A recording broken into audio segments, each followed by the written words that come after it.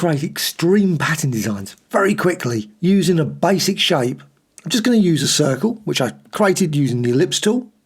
Set the fill to nothing by just going to fill, set it to nothing there, and setting the stroke to about 38.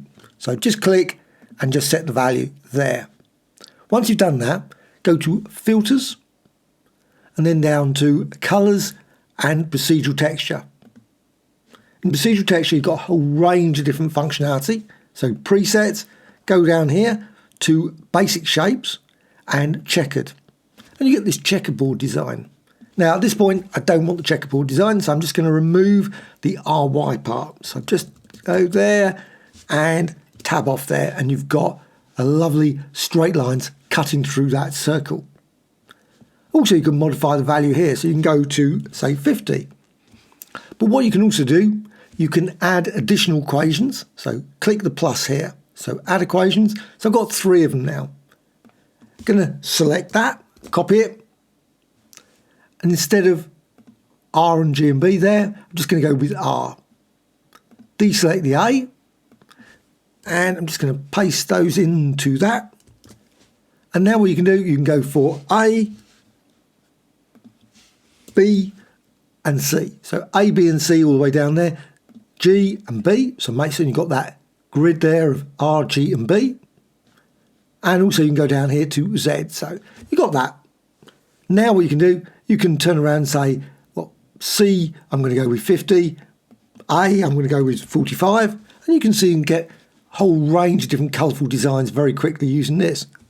Maybe 34. And of course you can vary it. You can change the settings to create all kinds of colourful lines. And this can be applied to any other shape or image, etc.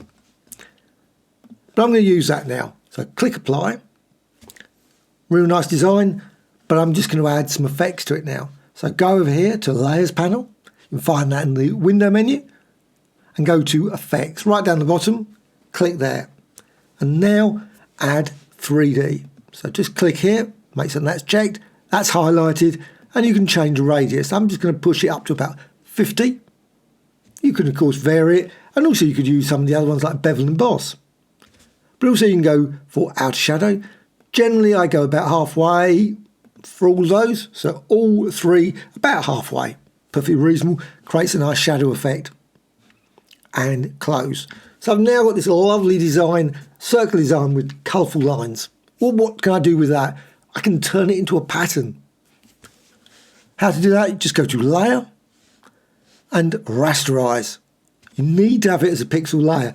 It's obviously a pixel layer at the moment, but the reason I need to do the rasterize is because of this. I want to make certain the shadow and the 3D effect becomes part of the entire image. So rasterize, and now that's rasterized. I can actually remove that one, and with that one selected, whoops, don't want that selected, created, I can now go to layer and new pattern layer from selection. That's selected, that's what's going to be turned into a pattern layer. So new pattern layer. Now what I want to do, just want to delete it. I always like to delete it, or you can always do this, you can always deselect it and also lock it. Otherwise you end up by accident selecting it. You can always come back to it if you want later. So now you can resize this. Use the move tool. So go to the move tool and resize. And you can set it to anything. Because I want to apply some filter effects to it, I'm just going to go for this option. If you don't do that, the effects don't look very good. So I'd suggest go up here, top left, mirror. And now go for, and you can use any. Mirror is a good one. Loads of them very good, but I'm going to go for filters, distort and deform. And with that, I can add some pins. I can add them anywhere. Just going to add them all around. Don't have to use them. Like just add. It'd be nice if there's a feature just to be able to add multiple ones, but it doesn't do that. And you can then just drag and just distort it. Now you've got here options for rigid as well as similarity, so you can vary it. You might prefer one to the other. And then you can distort that, and I'm trying to push it in to each other so they all sort of blend and merge, and you can say distort, create all kinds of different pattern designs. And the key thing is make certain you remember to click apply, because you can go off, just leave it and you will lose it. So just make certain that as soon as you finish, once you're happy, click apply. Now I'm going to resize just so I can see the sort of design there. Okay, that's pretty good. But you can also, of course, repeat deform. Sometimes create some interesting designs, unique designs like that. And you can also rotate it, maybe go filter, repeat deform, and you can see different results from different deforms. Once you've got your design, you can also, obviously you can move it around, reposition it, resize it, do all those sorts of things. But you can also hold down the Alt or Option key and duplicate that design. And you can then just drag it over there, say. So you've got 2 layers, both pattern layers. But also what you can do is you can resize it. You can also rotate it. But once you've done that transformation, you can then apply power transforms. So it just repeats it, duplicates it, and repeats that transform.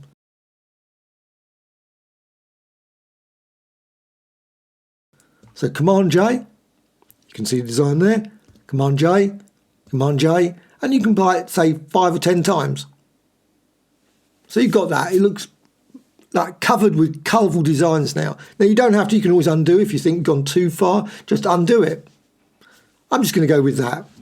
So with all those patterns, I can select all of them. I can go to layer. Now the result sometimes of merge selected doesn't look like that, which is a pity. So I'm just doing it, just quickly show you. Merge selected. Sometimes it just changes subtly. I quite like that. So I'm just going to go with that. But you might like to use merge visible. So it just becomes, but at that point, it becomes a pixel layer. Now, because of merge selected, it's still a pattern layer, which you can move around and do transformations as well. And of course, do the same thing. You can do Command J and so on and so on. But here, you've got a very complex design, which of course you can still manipulate. You can go and apply filters, repeat deform again. Just try it. Sometimes the result's great. Maybe go to filter, distort and deform and add some pins. And you can just try it. The result isn't great. Just undo, just cancel. Maybe you think, oh, that tile looks great. Maybe that tile looks great. Maybe there you just don't want any spaces in between. Just move it around, distort it. Again, try similarity. And you can literally create thousands and thousands of unique designs. Just click apply. And again, filters, repeat deform. You might get something even more amazing.